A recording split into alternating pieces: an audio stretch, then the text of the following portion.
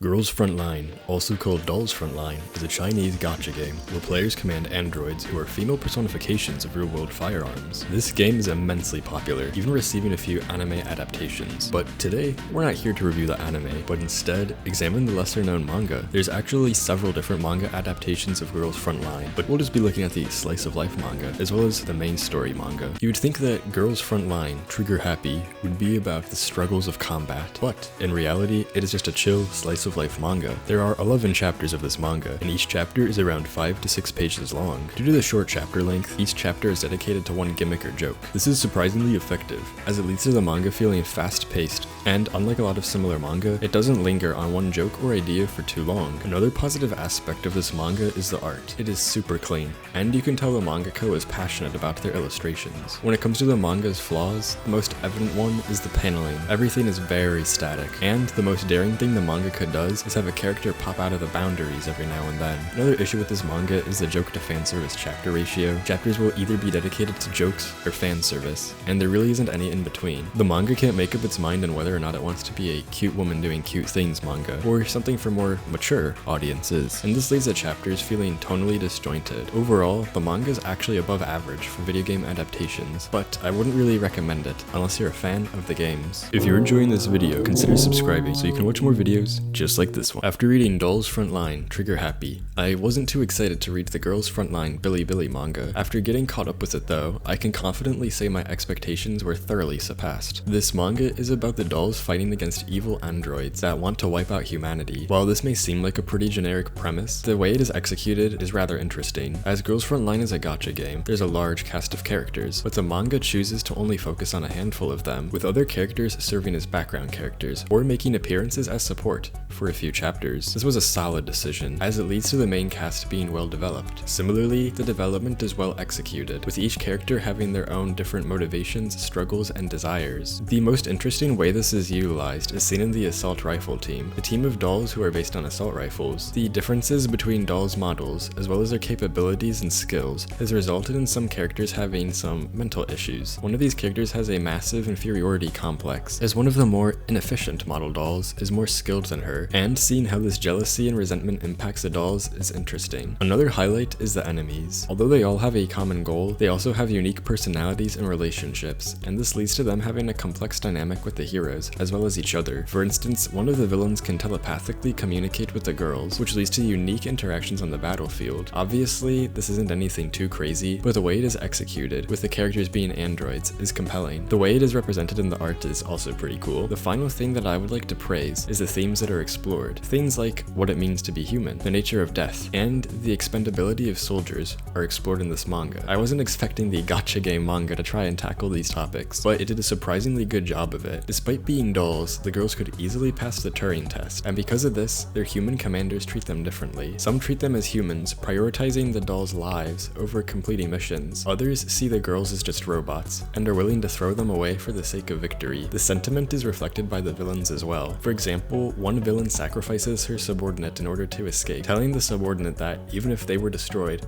someone could recover their memory from their corpse, wipe the fact that they basically died, and put them in a new body, being forced to serve more missions, unknowing the cruelty they had previously faced. Although the dolls can be rebooted, death is still a very real and permanent possibility, as if they are completely destroyed, there is no coming back. The biggest downside of this manga is the art. It is very inconsistent, with some panels being amazing and others looking pretty rushed. You can tell the illustrator put a lot of effort into the characters that they liked, and just slapped something together for the characters they didn't really care about. They also use a lot of simplified expressions at awkward times, which kinda messes up serious moments. I will say that outside of the character designs, there really isn't any fan service. Also, the character designs are derived from the games. There is more fan service in the first manga I discussed than this, which is kind of insane to me, especially considering that the games these stories are based on are all rated 12+, so having a lot of fan service would be kinda weird. When compared to other video game manga, Girls Frontline is exceptional, and when compared to other manga, it is above average. If you're not a fan of the games, you still might enjoy this manga, but I'd still recommend reading stuff like Heart Gear or Claymore over this one. It is easily the most compelling video game I've read so far though. While reading a bunch of bad manga, you'll often find a hidden gem, and that's why I enjoy reading this kind of stuff so much. Thank you for watching and your recent support. Later, gamers.